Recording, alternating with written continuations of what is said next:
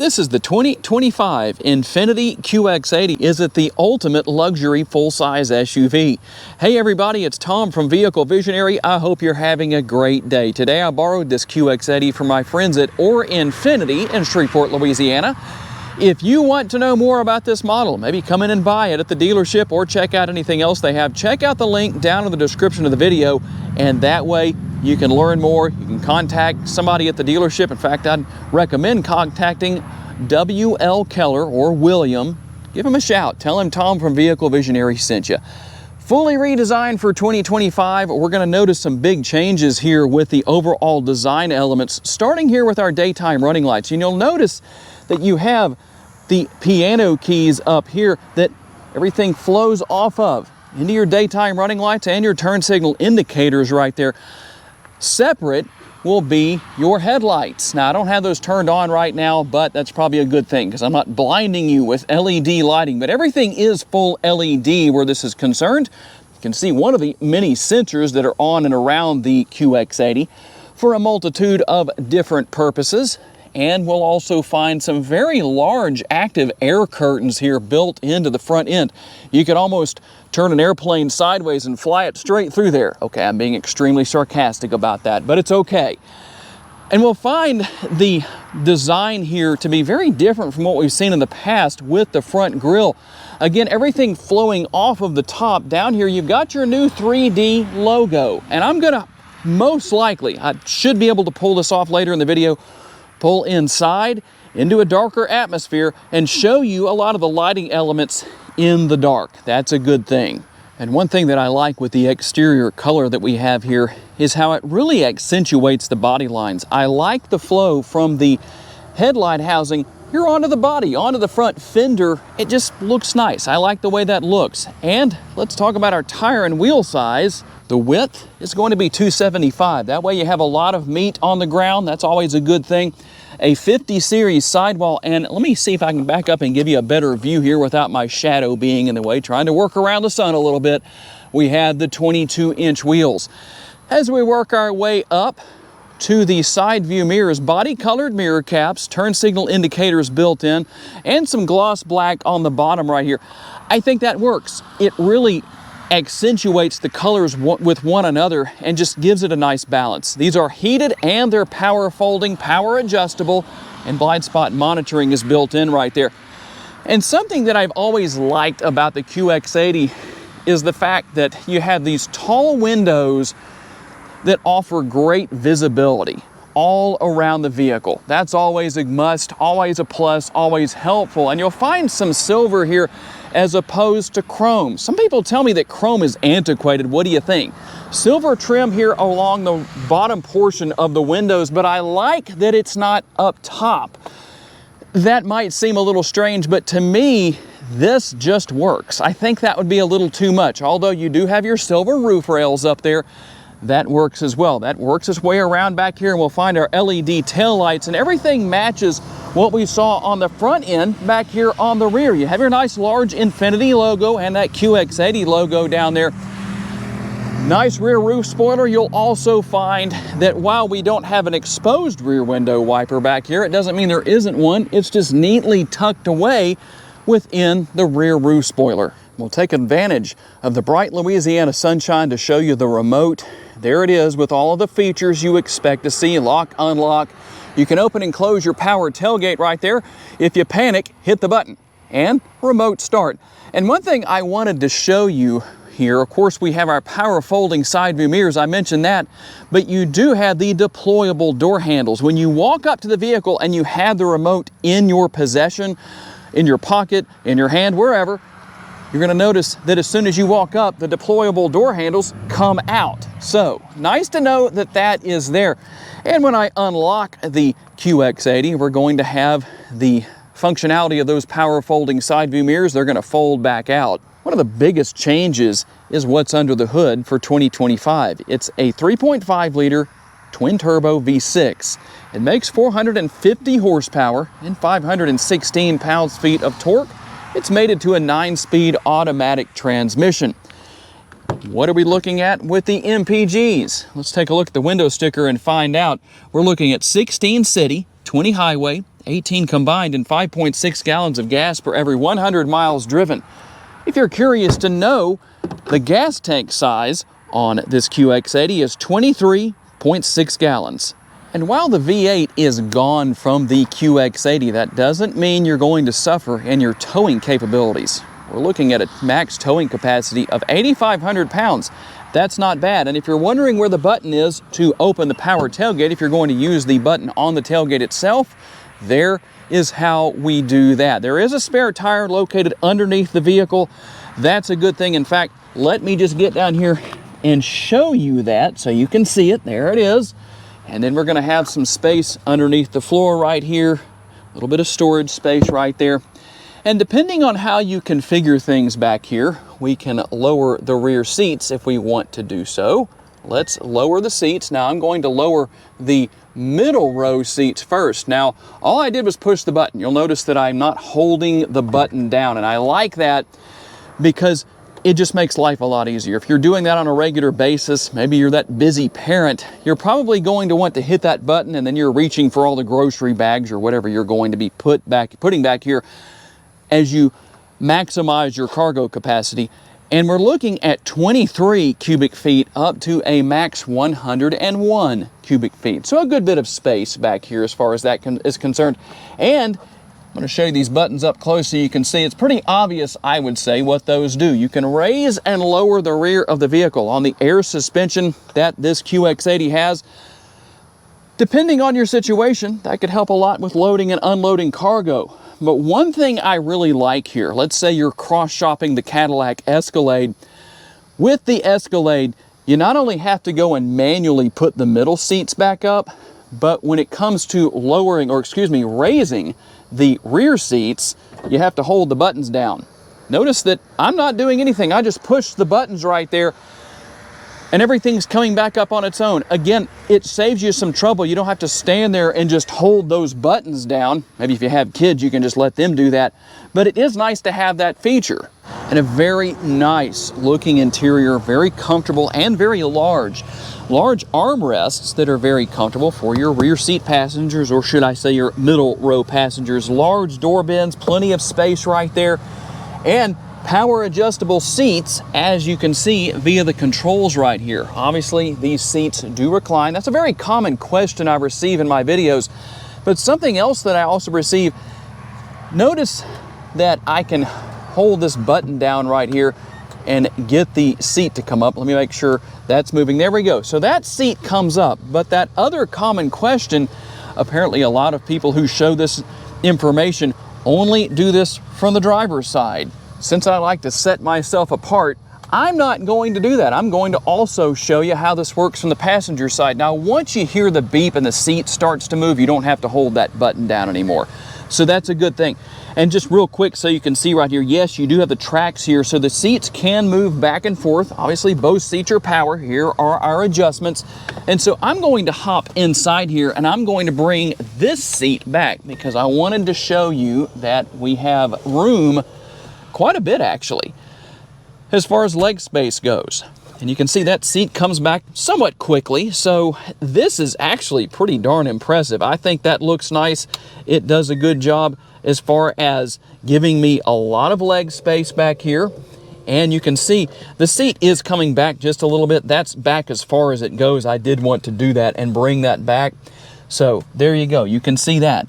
And we also have the reclining rear seats as well. In fact, let me do this.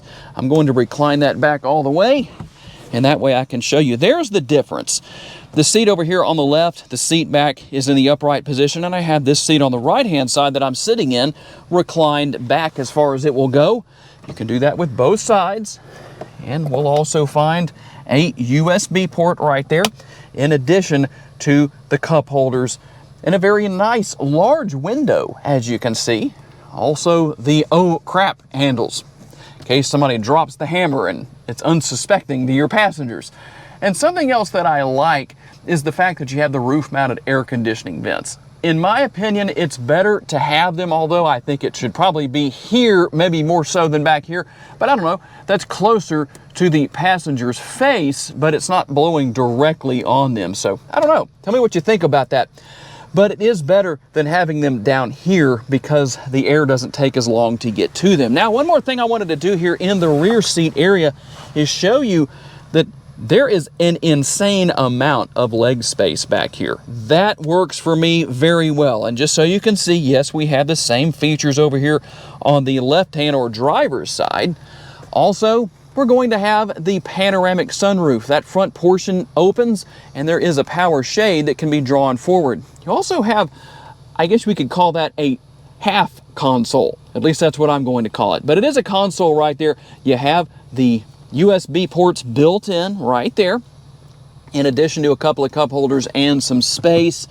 But there's also space for the kids to get in and out right here. But what happens if the adults are sitting in the back and they don't want to use that pass-through of sorts? We'll call that a half pass-through with the half console.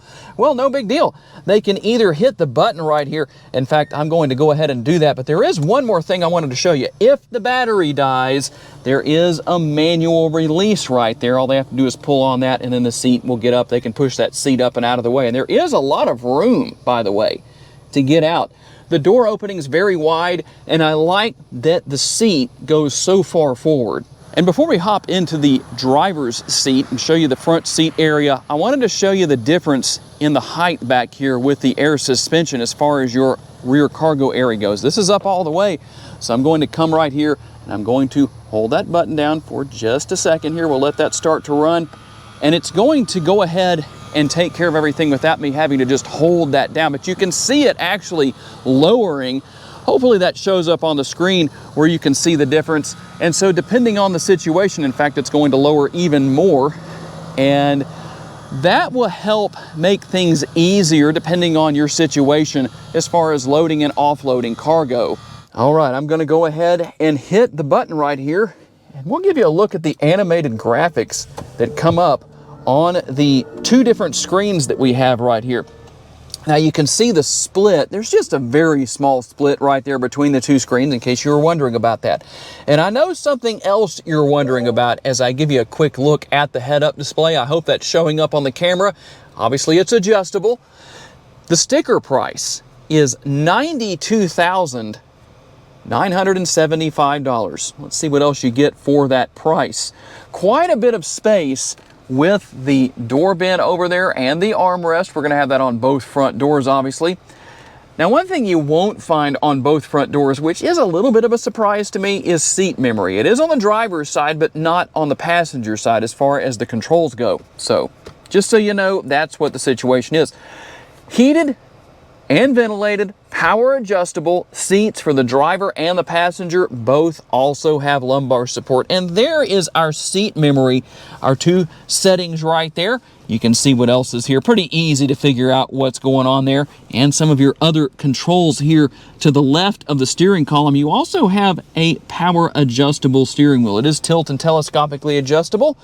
You have the flat bottom here, somewhat flat at least, and your steering wheel mounted controls. Also going to have those shifter paddles on the steering wheel. So if you're feeling sporty in your QX80 and you want to manually shift your way back and forth through that 9-speed automatic transmission, you can do that.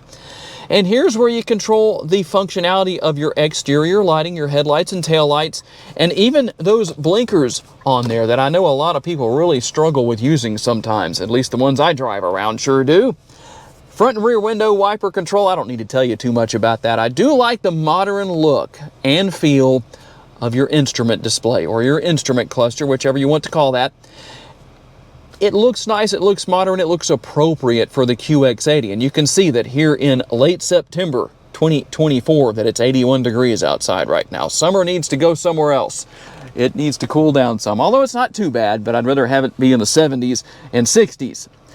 The infotainment screen right here, a very nice look as far as that goes. Very easy to deal with, very modern, but simplistic at the same time. It might look complicated, but it really isn't. So once you get in here and start learning your way around, you'll find out that it's very easy to learn and use. And if you want to see the different options that you have here as far as what's available, well, you can do what I just did right there. We can go through here. We have a couple of different screens we can work our way through. Very easy to deal with. Just use the hunt and peck method.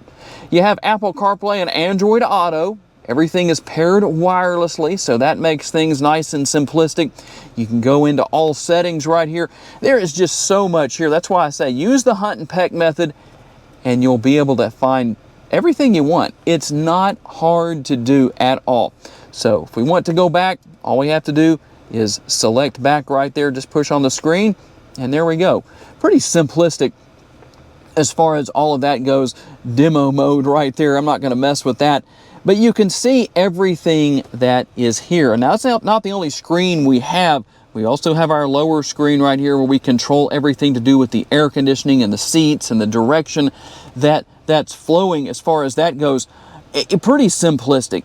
With the seats, you can turn on the ventilated or the heated function, depending on what you want right there, or turn that off. Easy to deal with. Controls for air conditioning, temperature, all of that. And you can even go to rear if you want to. Right now we're on front, we can go to rear and control things right here if we want to. That's nice and simplistic. Like I say, so easy, you really don't need me to tell you too much about what's going on here. Now here's something that I'm curious to receive your opinion on, the shifter. It's push button. So you've got park, we have reverse right there. We can push the end to go into neutral and then drive.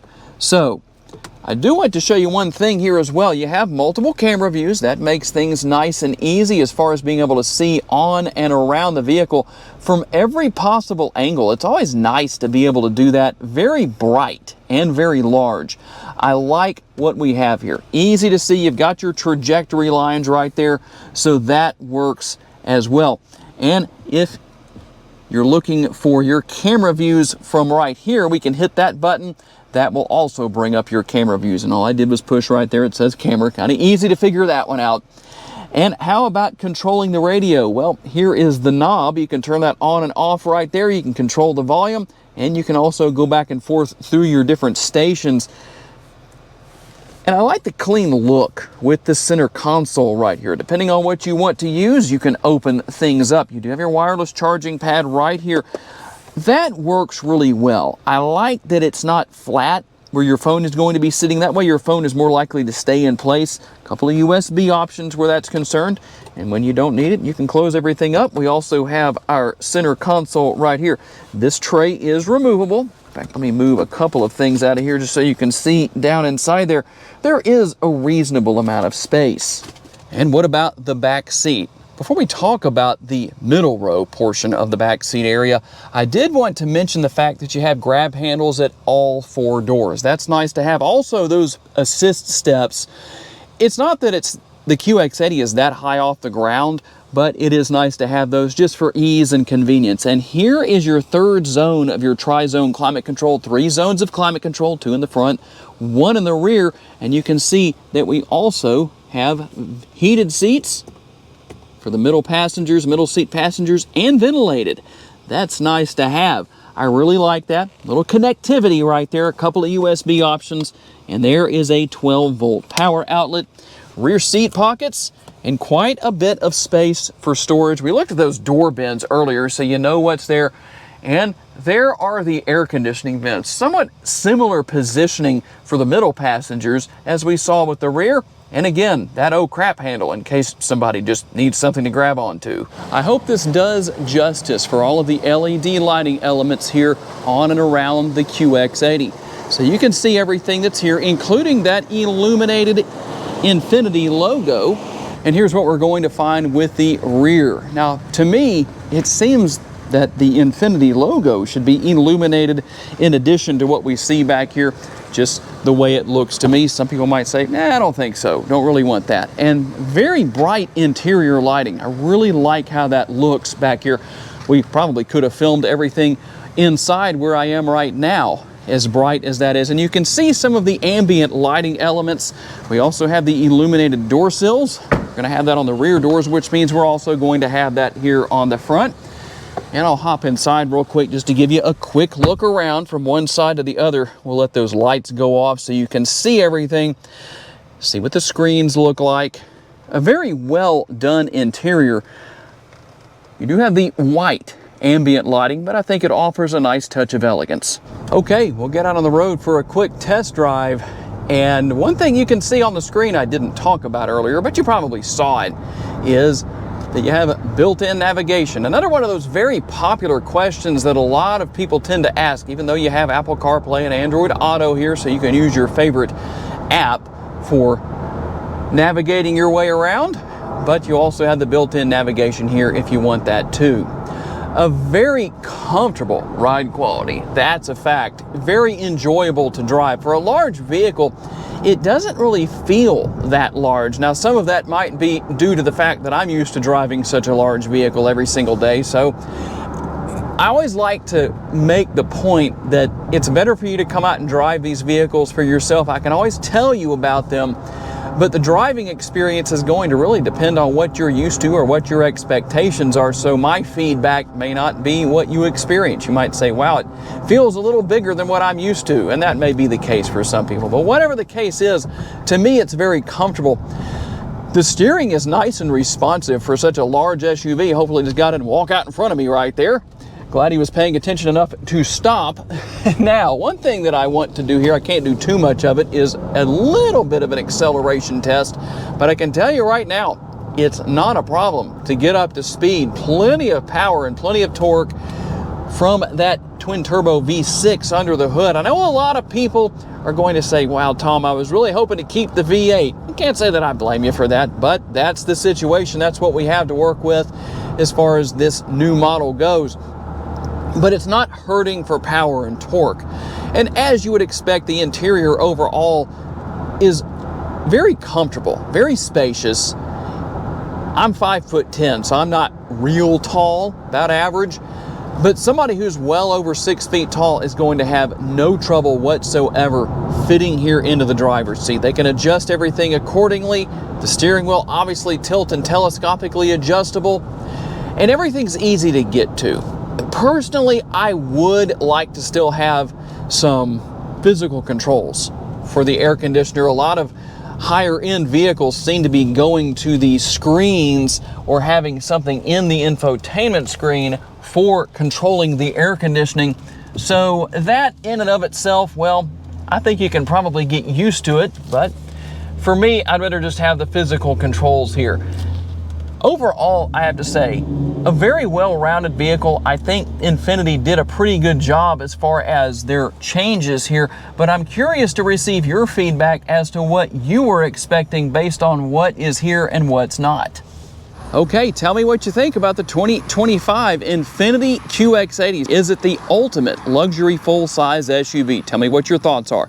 I do want to say a special thanks to my friends at Infiniti in Shreveport, Louisiana for loaning me this QX80 for the day, and a special thanks to each and every one of you for being kind enough to give me the opportunity to give you a vision for your next vehicle. If you enjoyed this video, please be sure to hit the like button.